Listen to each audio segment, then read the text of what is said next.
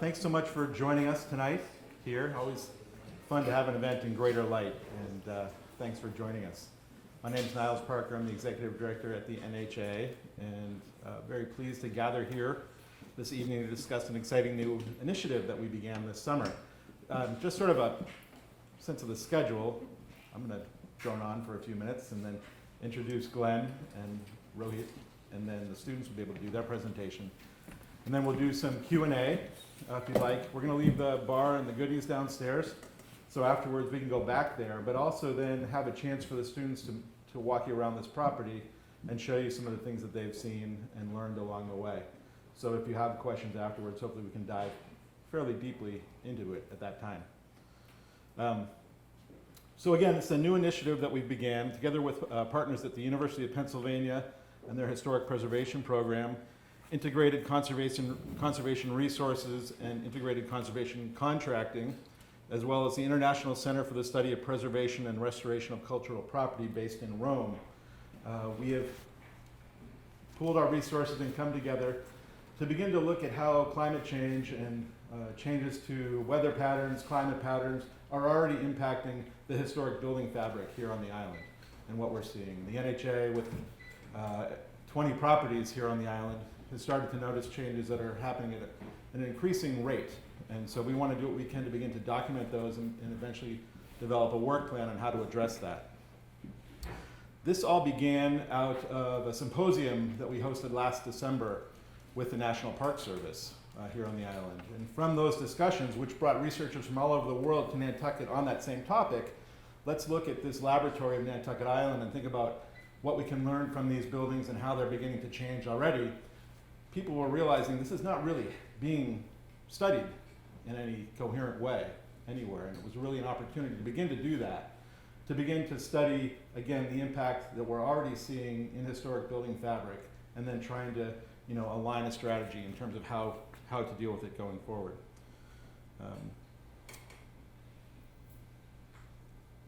Our partners on the project recognized that Nantucket, obviously on the front lines of sea level rise, and with its myriad historic structures, could serve as a laboratory to better monitor and understand the rapid changes that are taking place. And so for the last 8 weeks, we've had this amazing team here, and with Glenn and Rohit from ICR and ICCROM, they've taken this to heart and performed an amazing amount of work that you're going to hear about tonight. They're going to share their methods and some of their findings, and I'd like to take this time to thank all of you for your work this summer. It's been a pleasure to get to meet you and see what you've been doing. So looking forward to seeing where we go from here. Likewise, thank you. Throughout, they've met with staff from the Nantucket Conservation Foundation, the Town of Nantucket, the HDC, Remain, Nantucket Preservation Trust, the Linda Loring Foundation, Acclimate, and others in order to better understand the context of their work. And my thanks to all of those folks and organizations for the warmness they've showed in sharing what they know and their work with the students. And while this will generate important information for the NHA and our properties, this initiative is bigger than us, bigger than the NHA or even than the island. We are excited to think that this work could serve as a pilot study for other historic communities around the world as we grapple with the challenges of historic preservation in this new age. And finally, I'd like to add my thanks to Remain, the Osceola Foundation, and the Barbara Jones Memorial Fund for their really important early seed funding to help us get this off the ground. We couldn't have done it without that. We took a bit of a flyer on this, so grateful for that support to get it started. And with that, I'd like to turn it over to Glenn Bornasian, who is no stranger to Nantucket, nor to the NHA, got his start here in the early 80s at the NHA, and such a pleasure to have you back, Glenn, and leading this program. So thanks. Thank you, and it's an honor to be here with you after, as Niall said, I worked for the Nantucket Historical Association and started in 1982. And this didn't look like this in 1982. But I found a way of connecting my interest in history and in craft, and had this amazing opportunity to work for the NHA. And then quickly found that although I loved my job, I really didn't have the skills to be making such important decisions about such important buildings. So from there I went to Columbia, I got a degree in building material conservation. I started my own company where we design conservation programs for historic buildings and monuments, and we also have a craft division that implements that. And I've always felt connected to Nantucket. I've always felt like I wanted to give something back, and I've always tried to do that one way or another. And I was able to do that with Preservation Institute Nantucket for a long time, and then Marty Hilton. Marty was an integral part of this because he really helped pull together the symposium that we had in December, and as Niall said, this is really a spin-off of that. I think we all sort of understood that that although a lot of work's been done about climate change, there hasn't really been anyone in the world, and ICCROM knows that, where the details and the data associated with climate change and rising sea levels and all the different challenges and threats that it brings, what's its effect on historic buildings, on historic sites, and historic materials. So we took this very pragmatic and logical approach. It's sort of been built on a system that Frank Matero and the University of Pennsylvania carried out in the Southwest region. So I can't tell you, I agree, Niles, we got more done this summer than we ever thought we would, but it makes us want to do a lot more work as well. So we're all very excited about where this is going to go and how we're going to not just apply it to the NHA's buildings, but how we're going to reach out to the United States and through ICCROM maybe internationally to take what we're learning and apply it. I think there's other spin-offs as well. There's like training and different guidelines that can come of this, but we'll talk all about that and answer some of your questions. So I know, Rohit, did you want to say a few words? A few things. Yeah. Just to add to what Glenn has been saying, one of the things that really was, I would say, a motivation for us to take this challenge was because there's a lot of talk about climate change, but it's much more at a higher level, at the policy level. People speak about it, but we really don't know what to do at the ground level. So we wanted to really connect this discussion, which is globally happening at a very highest level, to something much more pragmatic, something much more practical, something which can really make difference through small things done at the building level. So that is really a gap which is there, and we through ICCROM, which is many of you maybe have heard about it, but just to say, ICCROM is an intergovernmental organization which is having 137 member states, out of which United States is also one of the countries as a member.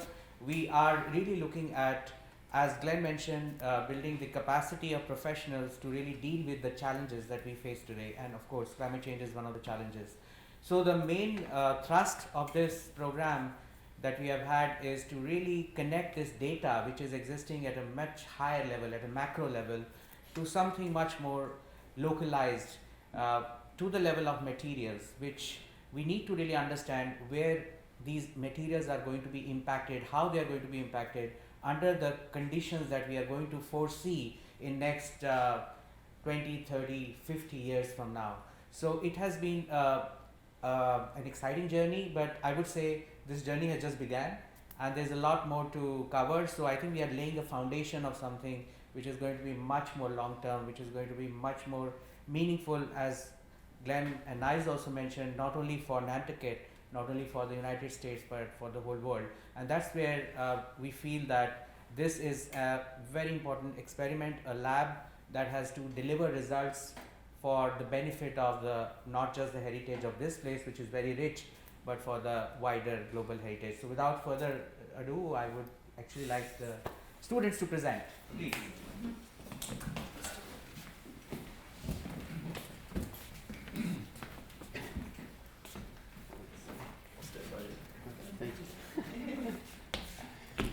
Good evening, everyone. Thank you so much for coming. We've got a lot of familiar faces here, a handful of new ones. We appreciate everybody coming out. We've had a ton of fun this summer. We've been very busy all the while as well, and we've got a lot to show you. So for introductions, to kind of minimize the amount of leapfrog we get to do up here, I'll just say everybody's name and their background a little bit. My name is Colin Cohan. Just graduated from the Historic Preservation Program with a concentration in architectural conservation. This is Cyrus Yurtsa, same background, also just graduated from the same program. same concentration, and Mr. Shin, same story, historic preservation, architectural conservation, and Ying, the four of us all just graduated, all in architectural conservation. And then Lily, also in the architectural conservation track, but going into her second year. And then up we have Joe Wong, who is our specialist in landscape architecture at Penn. And last but not least, Nathan Gawant, who's been our resource for environmental science and chemistry all summer. It's been a huge help getting us to kind of wrap our minds around the larger picture. And just before we start, I just want to say thank you so much to Glenn and to Rohit for helping us. 30 plus years in the business, global experience, really helped us kind of just comprehend everything that's been going on in terms of climate change, which is at a much larger scale from the kind of things that we usually look at. So I think some of you have probably seen this before, but this is the kind of roadmap of our summer. The first blue square was essentially pre-work that we did before we got here. A lot of research, a lot of compiling everything and making sure we had the right terminology, we were all on the same page in terms of that. And then the first three modules, understanding the context, understanding the historic properties, and then the rapid assessment survey, those all took about 3 weeks. We went through those pretty quickly.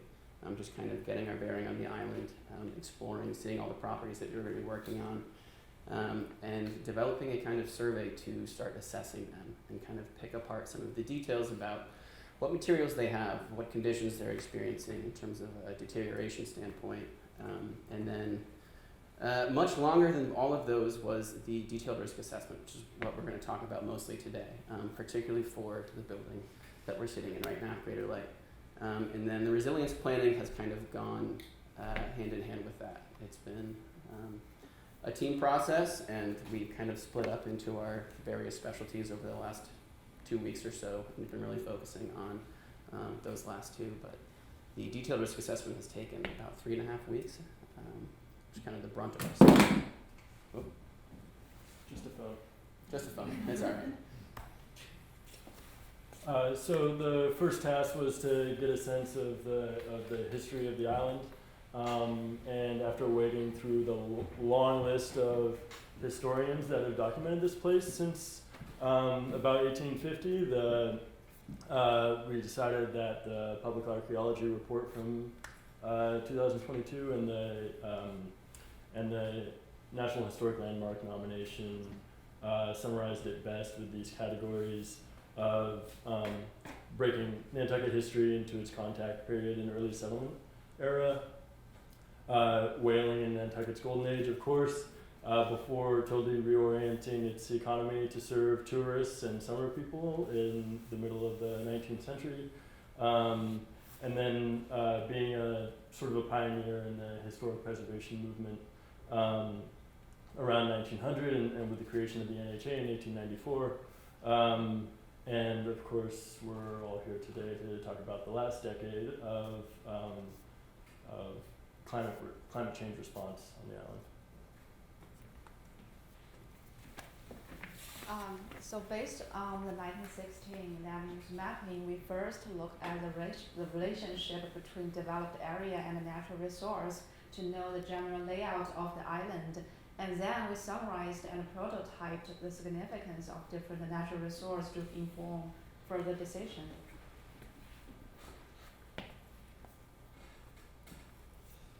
So the first couple weeks also included about 25 site visits that were intended to gather an understanding of the different hazard exposures around the island. We went out to Baxter Road and observed the erosion and the town's response to the erosion in that area. We visited all 3 lighthouses, and obviously ended up focusing on most of the NHA buildings in the downtown area, which are most at risk to coastal flooding.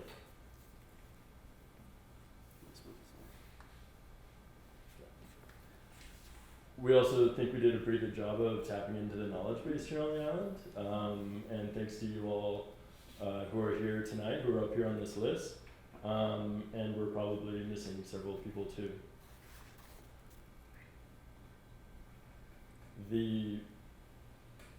this is the risk analysis is sort of the framework for the bulk of this project, which and the basis Frank Matero told us all you have to remember is R equals HEV, which in our instance risk equals hazard times exposure times vulnerability.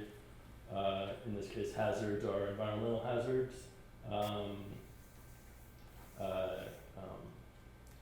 Events like storms and flooding, but also long-term processes like sea level rise. Exposure is the situation of the property or the building to those hazards, and vulnerability are the inherent material qualities that constitute a potential weakness in the face of those hazards.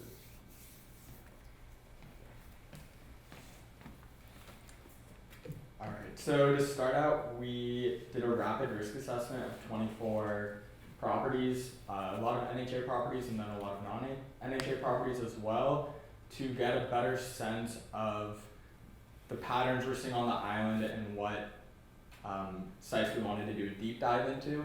So we looked at materials and collections, roofing, foundations, walls, sort of to see what they're made of, what state are they in.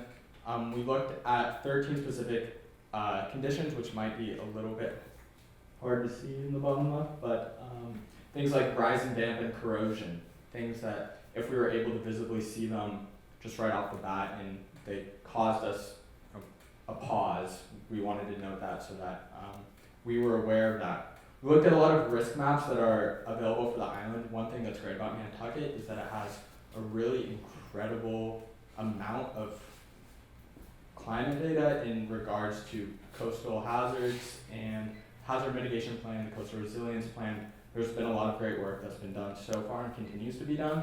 So up on the screen here, we've overlaid, this is a FEMA flood map, it's an insurance map, and with NHA properties on it. This is sort of just an example of how we would look on a very broad scale of some of these properties just to be able to compare them to each other and see relative to other properties what risk are they at for certain things, such as flooding, hurricane inundation. We looked at the geology and the topography as well. And then based on our results, coming up with indicators, so hazard, vulnerability, and exposure indicators, essentially looking at when a hazard such as being in a flood zone overlaps with certain conditions that we observed, what does that indicate? Does that make it at specific risk for a certain event? And then also the significance of each site was taken into consideration because, you know, these aren't just normal buildings, they're really special places, so being able to understand that context as well was important. So for our rapid assessment survey, we had used a piece of software called Survey 123. I won't get into the nitty-gritty of that, but it's a wonderful little piece where you can create and tailor your own surveys for pretty much anything you want to do. And the best part about it is that, well, first off, it's free, and two, it can be done directly on your phone. Once you make it in a web browser, you can just take your phone to site, or you've got a camera, you've got internet connection if you ever need to look anything up. But this was one that we did for the Jethro Coffin House. Just gives you a little bit of an idea of the pictures that we were taking, and most of these were kind of, I mean, it's a rapid assessment survey, so we were looking for yes/no answers, so a lot of it's Boolean, binary kind of stuff, but we were making sure we had some kind of grasp on the materials, the structural systems, some of the general conditions, some of the vulnerabilities to the hazards that we had already been talking about, and from this data, we can then export it to an Excel file or a CSV, and we come up with all of this great stuff. It's gonna talk about this. Yeah, so essentially to choose sites and to compile all our data, we approached it from a quantitative and a qualitative perspective. From the quantitative perspective, again, we took all the information from those surveys and turned it into binary data, which definitely was oversimplified, but just getting to put everything on a relative scale of different properties and help us guide our thoughts about what properties we wanted to approach. Looking on this chart, we have significance on one axis and hazard, exposure, and vulnerability on another. And then using this to guide our qualitative discussion of each site and sort of weigh the pros and cons of which ones we should go in depth on.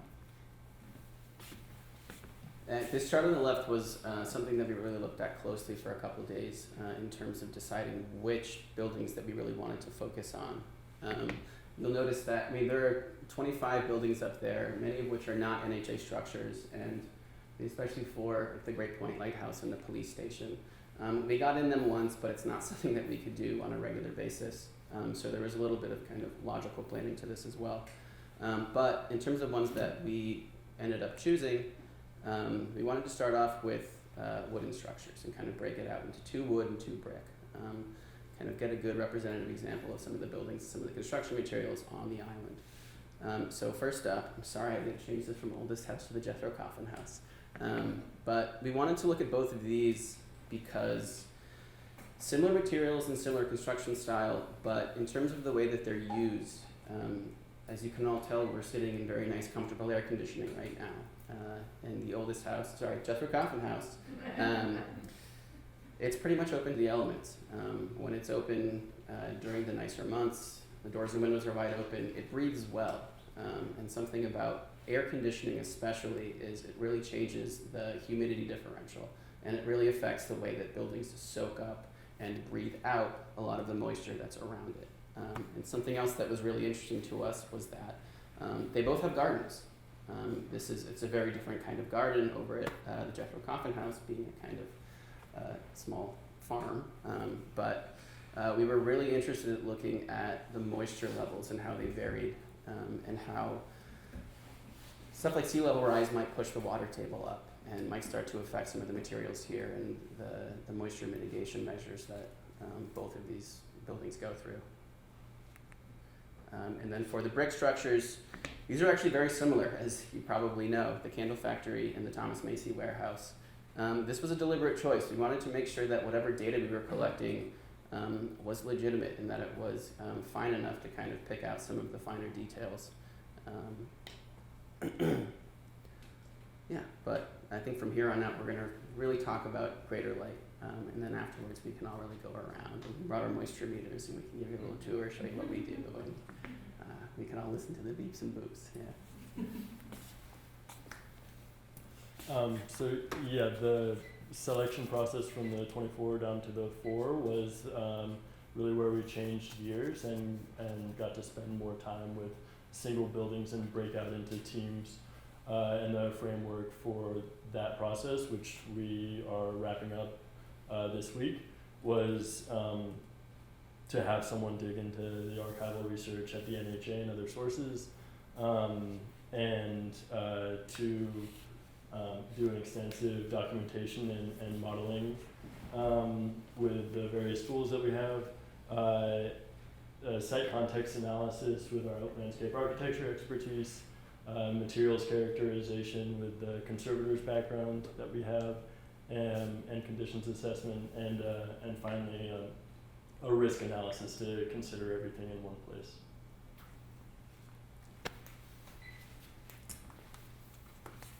Yeah, so I was chosen to do the archival research. So after narrowing down our project to the 4 listed properties, the Macy Warehouse, the Jethro Coffin House, the Candle Factory, and the Greater Light, we felt that it was imperative to be able to dive into the archives and see what has happened to the structures over time, the structural history, hazards that the structures may have faced. And so this archival process, being just me, was a massive endeavor, and thankfully it only took me about 2 weeks to complete. There was a lot of information, and I could have definitely very easily spent months there reading through all the information there. That like, still needs to happen too. still needs to happen, absolutely. Like one property had like 5 boxes of just collected information. There was a lot in there. But what I mostly focused on was stuff that would help us narrow down our risk assessment for the properties. So, for example, things like maintenance logs, correspondences discussing repairs and conditions, condition photographs, plans and maps, NHA publications, and even some handwritten notes and journals by people who were doing the work. So that's the best way to get the information. So overall, I was able to scan and organize over 2,000 pages of archival information into an online secure archive that only our team for now can access. And that was super helpful for us to be able to create these chronologies of the structural history, changes, hazard analysis, and everything like that. And so with this information, I was able to create a detailed description of the structural systems of the building as well as the chronologies, and each list was extensive, but allowed us to really understand each property and create an accurate risk assessment.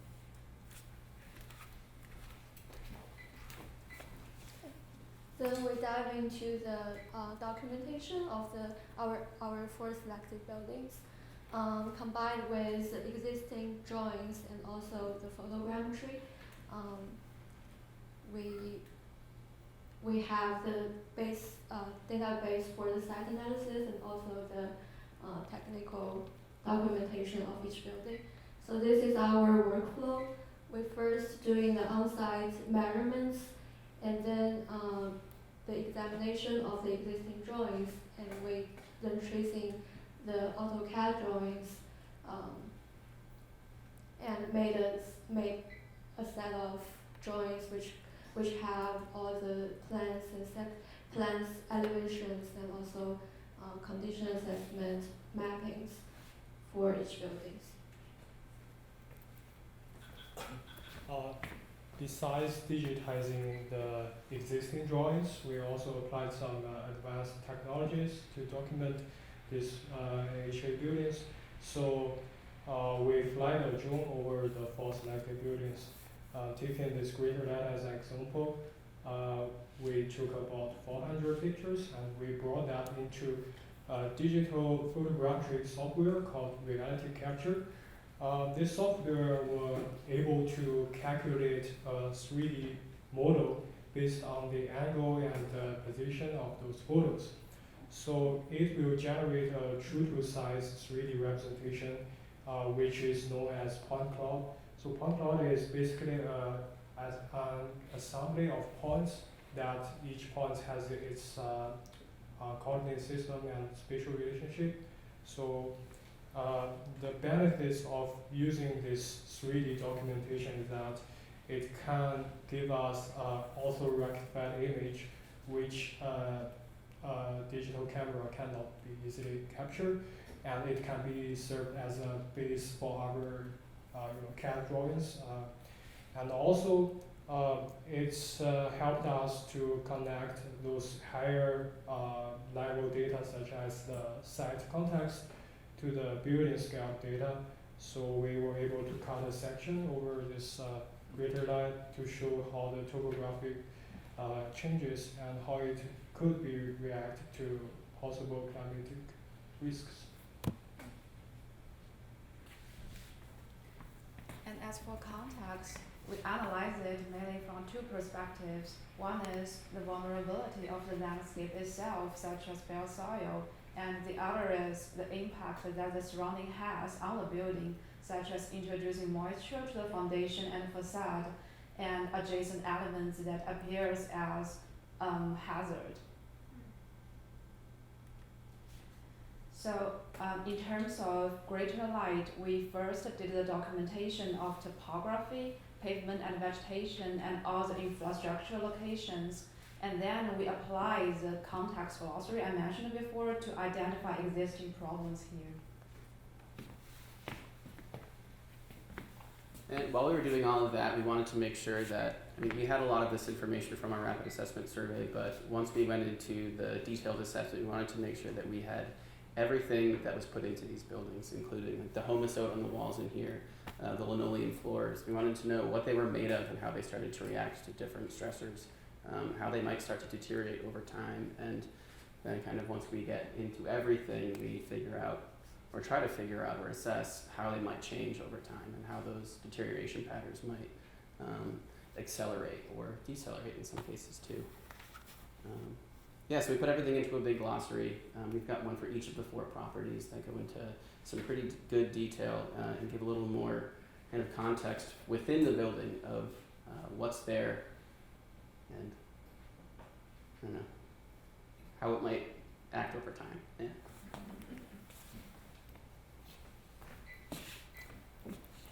So for the condition assessment, we use the drawings we made and also the photo elevation from the drawn model.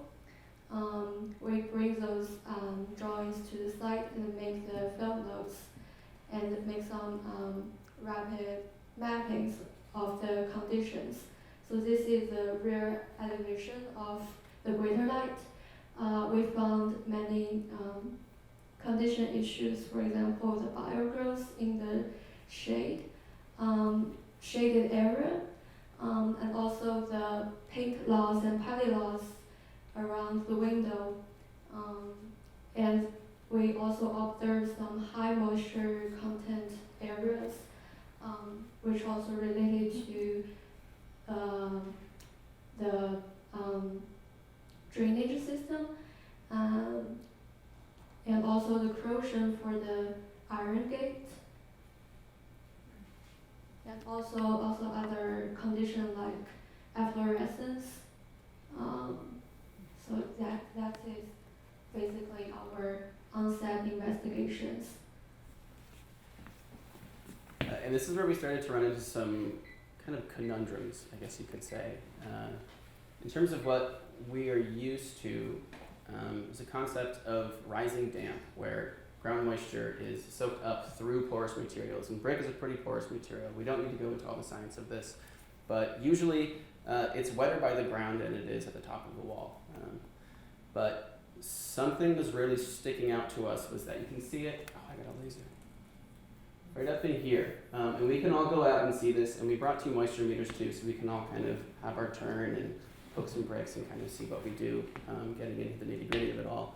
But one of the most interesting things we found was that the grade level brick was actually significantly drier than everything above it, and about at knee level, or 2 feet above grade, it got significantly more moist. And then as it went up, it started to decrease a bit.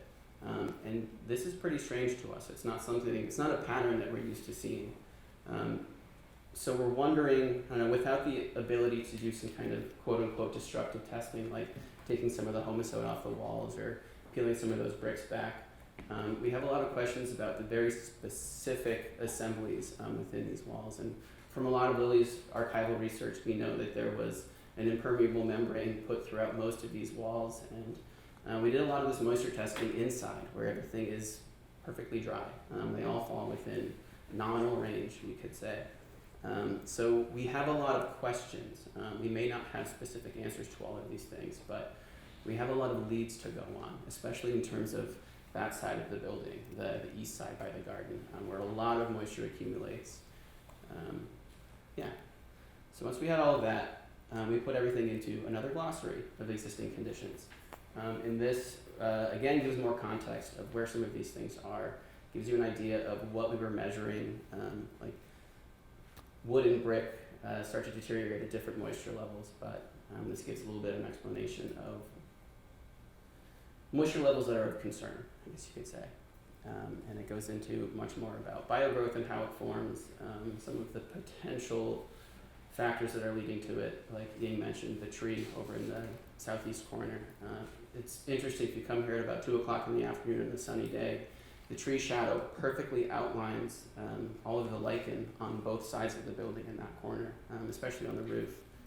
It's impressive, but it's something to think about for sure. This slide is showing the framework of our risk analysis. So basically, it is bringing all our findings and observations together from the upper left, like whether the building is exposed to a climate risk. Unfortunately, it's Greater Red is not exposed to coastal flooding, but we also identified some kind of secondary hazard that may be possible. And then to the materials we have identified and the existing conditions we have investigated and mapped, and also the site context. And all these 4 aspects contribute to a vulnerability study showing in the middle, upper middle, in the blue light, in the blue color. So we identified such as the higher humidity, higher moisture content, and maybe in the archival research we found there was a change over time, change of the material.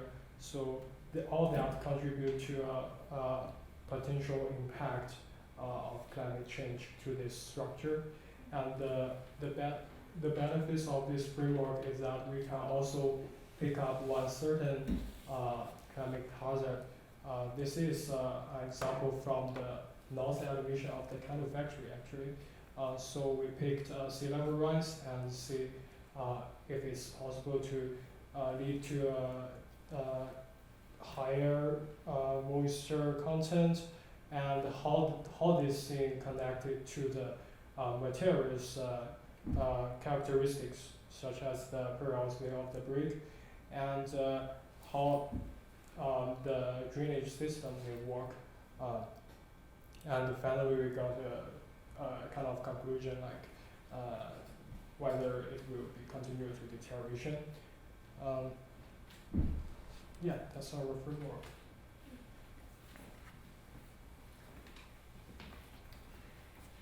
So the goal all along has been to develop a monitoring program, not to identify problems in the field with our eyes, but to let what we find inform next steps and identify things to keep an eye on, basically. And so the goals with this monitoring program would be to identify locations within each building or without, on the exterior of each building,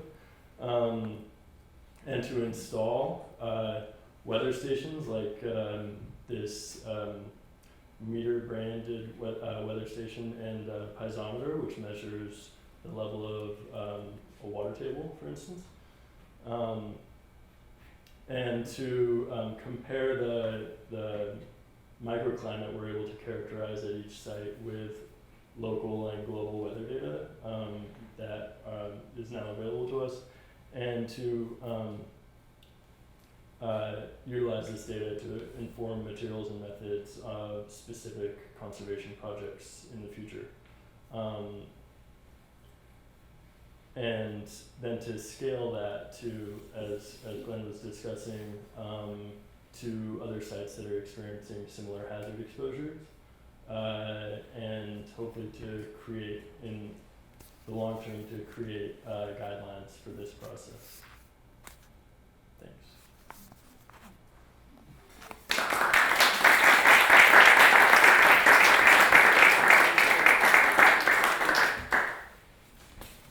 I just wanted to add that all this process that we have been following up has been a really learning process for us as well, because there are no precedents available, and we made it sure that what we learn we also disseminate to the wider audience, to all of you, and wider community, and also at the international level. So we have actually a dedicated website which we have established, which we are going to continue to populate.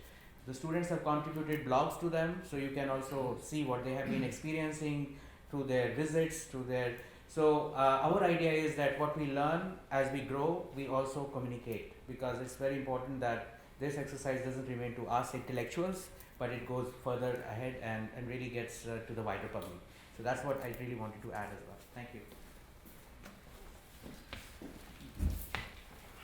Happy to take some questions, but before we do, I just wanted to say from all of us and to everyone at the NHA and to everyone in town who's come and talked to us and teach us about your experience and your work here, thank you so much. Niles, Ed, it's been great to work with you guys. Thank you for the housing, for the space in the Quaker Meeting House, the air conditioner in the Quaker Meeting House, bus passes. We really all appreciate it incredibly. Yeah. Questions? Yes. The monitoring equipment that you showed at the end, if we began to install that, what is the intention? Who would do the collection of data? And presumably that can be collected anywhere, so you could be used really by multiple sources if it's out there, right? Is that the intention? Sure. So you've got it in real time, and you can begin to use the latest AI techniques and all Yeah, definitely. We've also been asked to repeat the question. It's in big bold letters here. The question was, once these monitoring systems are in place, who will be checking those and how often can they do it, and kind of what's the purpose for that? I can talk about that if you want to.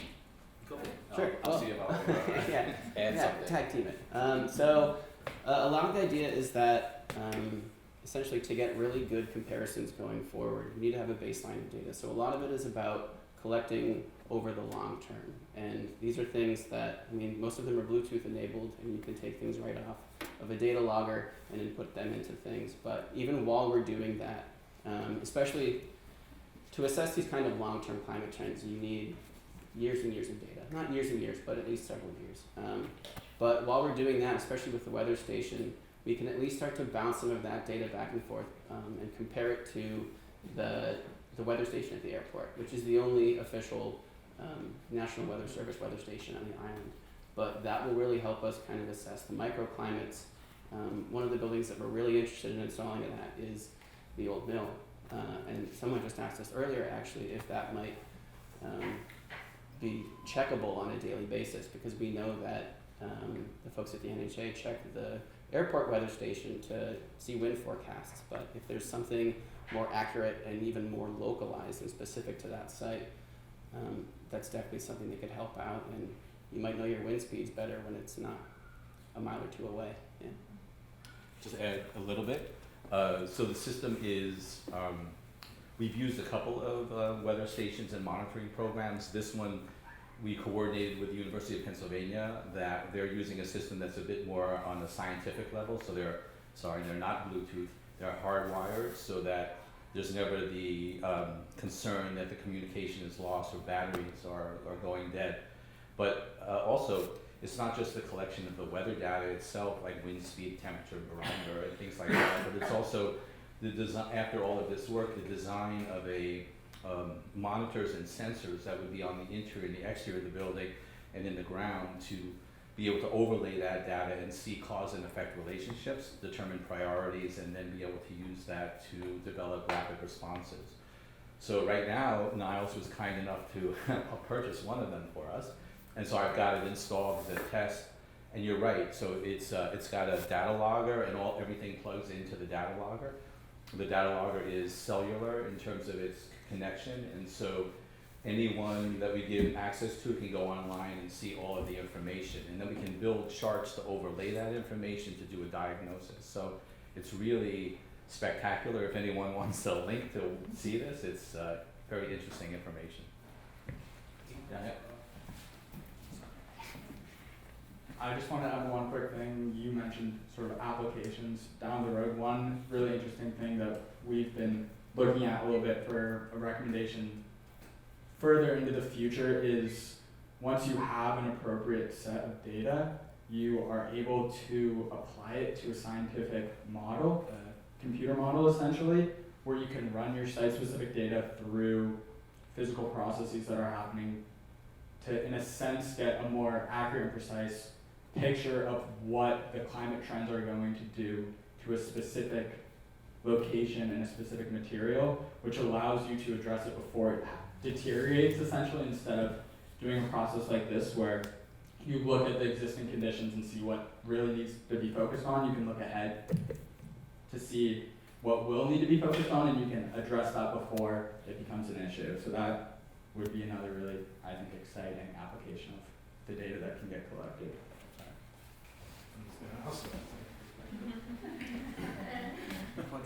Yeah, here we go. And I think that gets at something we're really interested in, is getting to that micro level. So again, that we can study the material and the fabric and show that change over time to give us a better sense of what we need to be planning for. I just thought it was important to note that this was not a one-year commitment that we're looking at here. We're looking at a multi-year project here. So that our goal is not just these 4 properties that this group has looked into, but some of the other NHA properties, as well as some of the other properties in town, some of which are on the list that you might have seen, the Athenaeum, the Pacific Club, and others, we think can provide really important information to that data set, but also hopefully help those property owners with information too at the micro level that they could use to come up with plans for their properties as well. So this is not over. I have a question. How about in terms of time of year? We have very distinct, this time of year it's very humid. Winter it's very dry. The storms or whatever, does it make sense to come back and look at some of these at certain times of year, then find patterns there, because I don't, it's not a desert, it is a desert overall. Yeah, I mean, also like to add to what you said is, actually you are very right. The thing is that it is not climate change, it's variability that we need to measure, and variability doesn't mean that it's going to be, temperatures are going to rise like exponentially. There will be patterns of change, so we need to measure those changes over months, in the days. So it's going to be different intervals have to be measured for different how they are changing. So that's why this kind of monitoring is important, because it helps us to measure it in a more scientific way, but for different intervals, different units. Yeah. That's really important for us to really see how the impact will be on the materials, on the structure. We need to know these micro-environmental conditions and dovetail them with the larger, because microclimate and the bigger climate are going to come together. It's wrong to think that it's only larger climate which is affecting the buildings. Microclimate actually adds up. So that's our idea, to really look at it together.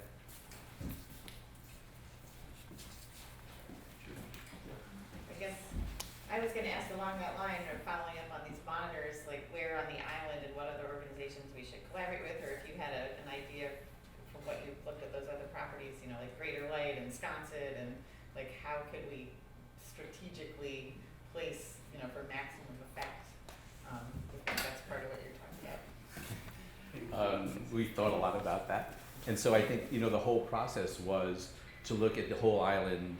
In the first few weeks was looking at the whole island to sort of, with the help of local professionals and interested people, to understand the different climatic threats on the island, to find the different zones that sort of are representative of different sections of the island, and then overlay, as we were saying, doing this rapid assessment and trying to find buildings that we felt were, from a material and a condition and a construction technology perspective, representative of those on Nantucket, or at least those that we could handle over the course of this 8 weeks. And so we could then use those as pilot projects to go back out with. So there's a few other types of situations, like on Baxter Road or Sheep's Pond out towards Nantucket, I think, that we'd like to look at. And there's a few other buildings that we would like to dive deeper in, just like this. So we're hoping over the course of this year, and as now I was saying, over the multi-year, but right now we're at a point where I think continuing this process and not letting it sort of, slow down, and getting these weather stations in place, formalizing some of this data. We did as much as we needed to be able to get to where we are right now, but there's more. We want to bring them to a more professional level as well. So, not sure that answers your question, but I think we tried very hard to look at the island as a whole, and then should be very, very careful about what sites we chose, because that's where the rubber hits the road in a way. If we don't choose the right sites, then the information that we're generating isn't as usable as we want it to be. Yeah. Quick question. You mentioned there's a website. Did you mention the name of the website and I missed it? Yeah. The question is, what's the name of the website? Yes. Naz, do you have it on your? We can also send that out to everyone who's here tonight, if that's helpful, as a link, so you'll have that. Okay. What's the name of it again? Rohit. Nantucket Heritage-Resilience.net. Nantucket Resilience. Nantucket Heritage-Resilience.net. Long. Are there other kinds of senses that can be monitored on a continual basis, other than the weather stations, that would be very helpful in gathering data here for on an ongoing basis? Things that you might test one time, but that there are sensors there that can pick it up on a continual basis? Yeah, so Exactly. So what we're thinking is that these weather stations will get us that sort of general weather on a very continual basis that we can see live and record. But we are looking for these piezometers to measure water depth changes live. We're looking for temperature, humidity, subsurface temperature and humidity, very strategically placed so that we can see the way the building is responding to the weather that it's subjected to. But then all of that information is generated on the same, let's call it website, or the data loggers are communicating that information live, so we can look at it live, and we can determine how we want to, analyze that data and build our own unique charts that overlay that information. So let's say we have a piezometer that measures different water height changes at the Thomas Macy warehouse. And then we're starting to see efflorescence and the damage to the historic materials based on water rising within that material. So where that water level is and what's making it change is critical. I mean, that's pretty simple and straightforward, but like at the Pacific Bank, water's been in that basement for 20 years and no one's ever really measured its fluctuations. So is it water that's coming down from a rainstorm? We know there was a big cistern right near that was recently dealt with. There's also the effects of sea level rise. So measuring that and understanding that would give us the information to develop responsible solutions to the problems that we're seeing there. Just to add to what, sorry, can you go to the slide before? No, before, another one. Yeah, so you can see that a lot of connections here are dotted, which means these are the things we don't know, we are not sure about. We need to check them. As Glenn was mentioning, is the humidity condition only because of the rising groundwater table, or is it other factors that are so? Though we identify cause-effect relationships, many of them are not sure. We need to check them. We need to do a lot of more investigation to figure out what exactly is the reason. So this is just, as I said, it's a starting point for us to make investigations further to really understand what's really happening. Because the other issue is that climate change is not just a question of either coastal erosion or sea level rise or other factors. It's a combination.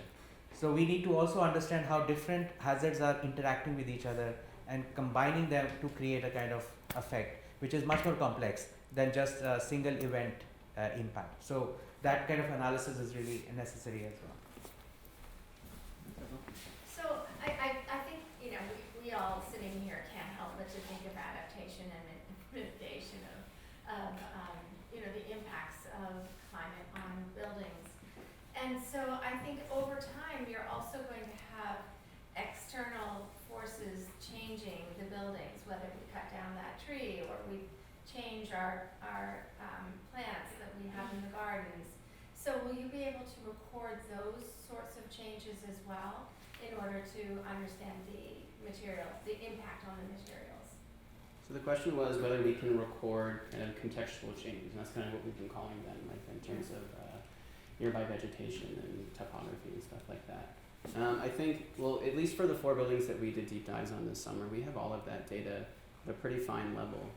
And hopefully with this multi-year initiative, we can get more data on the rest of the properties. And we can at least, we won't be able to do all 3,000 or so historic properties on Nantucket because most of the island and most of its constructed areas are historic districts, but we're hoping that we can at least kind of set the stage and give a kind of methodology for other groups that are active on the island to kind of follow that lead and start to document a lot of those things. And I think that it's definitely possible going forward, but that's a big community-wide effort, I would say. I'll follow up with that. So it's great, all the information you guys have collected. It's been fantastic. But now for taking the data and then actually doing work. Some of the things you said here on the list are already in work. So how do we work together to take the information, collect it, store it, keep it building, but also from the NHA side, of still acting on these problems. So the question was, and let me make sure I get this right, kind of how do we keep building on this data collection, and how can we make sure that the data collected is actually used in an efficient and reasonable way, an effective way? Yes, Yeah. being active. Yeah, and to be acted on. I would say that might be a little bit out of our scope for this summer, but it's gonna take a lot of communication. Yeah. No, I agree. It's totally out of the scope for the summer. This is just the beginning of a multi-year project that, and it's just the beginning of collecting the data that will help develop the methods and materials and give us the ability to do these rapid responses. So basically, when we were talking at the symposium, we were all in agreement. It was maybe the only thing we were all in agreement on was that the field of building material conservation has grown a lot over the last 30 years. So many of us understand if there's a certain material in a certain condition that's being caused by a certain series of events, that we could design a particular conservation treatment option that is physically and aesthetically compatible. But since we don't know what the threats are at these sites, this is the beginning of understanding what the threats are. So once we understand what the threats are based on the data that's being generated, we can start to develop methods and materials. You know, I think there's another side of this that Niles and I have talked about how do we take what we've been learning and start to apply it with you as quickly as possible. I think, you know, that's gonna take a little bit of conversation and talking and maybe reevaluating some of the priorities at some of the buildings. Like some of what we found that was really interesting was and was surprising, like we went into the what do you call it, a root cellar at the oldest house, and water was dripping off the ceiling, the cement, the central chimney, which you could see the clay mortar with some other layers on top of it was saturated. So where is this coming from? How might we be able to slow that down? I mean, that was one of the highest priorities in the building that we saw. It was sort of like a concealed condition. There's also some repairs around that building that have been made. Lily, you found those documents that talked about an archaeological program, but that also talked about changing the topography around the oldest house to try to, or the Jethro Coffin House, to prevent or to change it, because right now or before, even maybe more, the topography actually brought water right to the house. We don't know if that was implemented or not. We don't know what that gravel is on the side. So there needs to be some more investigation, I think. Another thing that we saw was, and we went into other houses on Main Street, not just the Hadwin house, but, and we talked about this, the fact that historically on Nantucket, the possibility existed that Nantucketers knew to keep their foundations open and guide water actually into their crawl space underneath their building, because the land was so porous that it just took it down and away. And over time, people have created deeper basements. They've poured footings, cement footings and slabs that have now entrapped the moisture and made the more historic porous masonry, put it into an accelerated state, because now it's like putting a wick into into a membrane. It's now what the Nantucketers were trying to prevent, which was the damage to their materials, is now actually being caused by the installation of this repair. And we see that everywhere. I mean, repairs that are incompatible are actually accelerating the decay of historic fabric. Even the HTC is allowing this to happen. So anyway, there's a lot of sidebar issues that we've been looking at. A lot of them I think can help everyone, but also the NHA. So I don't know that the answer is immediate, but definitely a very significant and important part of this work has been to take what we're learning here and apply it to NHA and to Nantucket. I'm not sure if that answered your question. Yeah. Okay. In terms of this discussion you were saying about the different houses on Main Street, how about discussing the combination of buildings? Because if one building does this and it essentially like you take the water and you send it to your neighbors. I mean, I don't like, not intentionally, but shouldn't we also be looking at the compound effect and looking and say, okay, Yeah. this block in town, this is the block we can all, it was worthwhile for us to raise up all the buildings, we do it together, we do it, and whereas this section, maybe sacrifice is the wrong word, I'm trying to be extreme here, Yeah. but isn't that gonna be a lot of the approach as opposed to the way the HDC and the Conservation Commission deal with it again? I think I spoke last time, Yeah, similar yeah. issue. Yeah. It's gotta be overarching approach, not just. And like, you know, the way we started this was to do it from that perspective, but I think also what Shishin was talking about was the fact that we've used this, these drones and some software to look at whole communities around the historic building, and then look at the topography around that, even to cut those sections. I'm not sure, when I saw one of those sections, I was shocked. It was incredible what we're generating based on the data that we're collecting. So, you know, cutting lines through strategic locations on the island, like for instance, if we think about the mill that leads down to Main Street, that leads down to the Pacific Club, that leads down to the Whaling Museum, there's so many cause and effect relationships that are global, or, you know, that we are looking at. And I think that's an extension of what we're talking about here, is continuing to map on the larger scale and get that topographical information.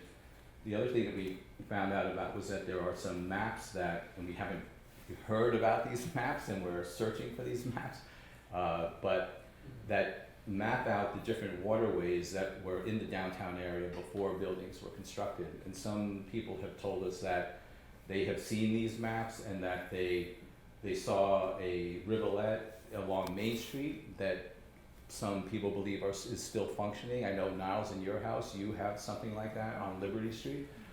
And so understanding that information as well is extremely important. We are trying to contact the head of the sewer department, who's very knowledgeable about the chronological development of the whole drainage collection and disposal systems. So there's a lot to do. Is there a water table map along that line? Is there a water table map? Yeah, but there's not fluctuating water. They are doing a 2-year study of it. The water and the sewer department are doing a 2-year study. This was year 1, and they'll do year 2. So you'll have something much more meaningful. Yeah. In 2 years. And we also, you know, say you found them, there's wells that were dug that are monitoring wells, and I was like, oh my God, are they measuring height changes? But no, they're monitoring water quality and salinity. So, and there's a possibility of even partnering with them. If there are those wells and there's access to the water down there, then all we really have to do is drop a piezometer down there. It's you know, I think none of this is new, but we're bringing it maybe together in a different way to understand something, so we can act on it differently. Yeah. Our approach has always been at 3 levels. No, as you noticed, our approach has always been at 3 levels: at the context level, and at the building level, and at the material level, because we want to see the link of what happens at the material level is connected to what happens in the surroundings. Because sometimes we also see that there could be secondary impacts, for example, fire may result, which is not connected to climate change, but because there are neighboring houses, the fire can easily spread. So there could be multiple scenarios that can happen if we will only know those risks if we know the surrounding context. So it's not only about the land on which they are situated, but also the physical context, which is really important as to how the scenarios can develop in the real sense. So that's been our endeavor also as we do this kind of study.